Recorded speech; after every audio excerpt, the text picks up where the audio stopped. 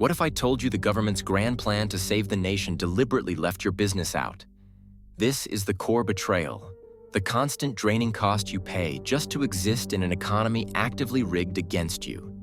This is why South Africa is ranked a shocking 64th out of 69 countries globally for competitiveness. We are nearly last, not because of what we lack in resources, but because the system is designed to choke out job creation. The wealthy corporations can handle the decay in South Africa. They simply build private power grids, charter planes, and hire armies of lawyers, allowing them to function independently of the failed state. But you, the SME owner, are the one forced to pull precious capital out of your business money that should be hiring people buying inventory or expanding to new markets, and instead spend it on costlier equivalents, just to survive your own generators or solar solutions, to defeat the perpetual load shedding your own expensive private security solutions because the police are nowhere to be found, and your own water filtration just to maintain operational basics.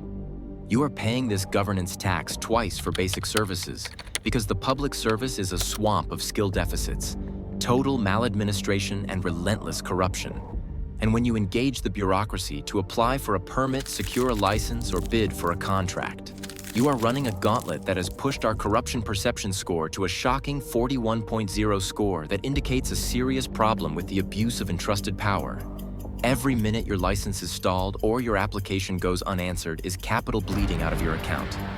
Thanks to a system that simply does not care if your business lives or dies, systematically denying the entire country a chance at recovering from the 33% unemployment crisis, because it prioritizes inertia over job creation. But here is the absolute proof of the betrayal. The detail that must grab every entrepreneur's attention. We have Operation Vulindlela, the South African government's grand multi-billion rand plan to fix the binding constraints and finally free the economy. And it is working for the giants they're celebrating because they've separated Transnet rail and are now fielding 98 requests from private firms lining up to fix our collapsed freight lines, signaling massive wins for big exporters who can now move minerals and goods. And they are streamlining visas for the high-skilled foreign talent that corporate South Africa desperately needs.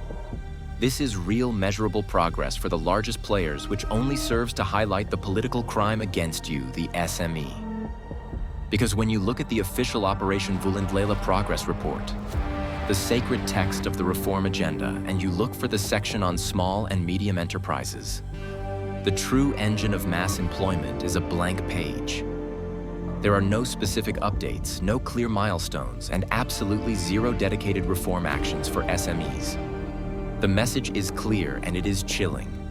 The government is prioritizing de-risking infrastructure for the major players, while the millions of small businesses, the only chance South Africa has at fixing the unemployment crisis, are left to fight the governance tax, the decay, and the hostile bureaucracy all on their own. So what do you do right now? You can't afford to wait for a miracle. This is how we fight back and take control. We start by prioritizing resilience capital. You must treat backup power and water, not as an expense, but as mandatory operational insurance, because this is a survival tactic, and budgeting for self-sufficiency is the very first step in surviving state neglect. Next, we use private professional services, since the public bureaucracy cannot be trusted. Pay for specialized consultants or attorneys for critical regulatory interfaces such as contract enforcement, because in this single area, the judiciary remains strong and efficient. So outsourcing bureaucratic friction saves you time, money, and sanity. And finally, we demand a policy metric.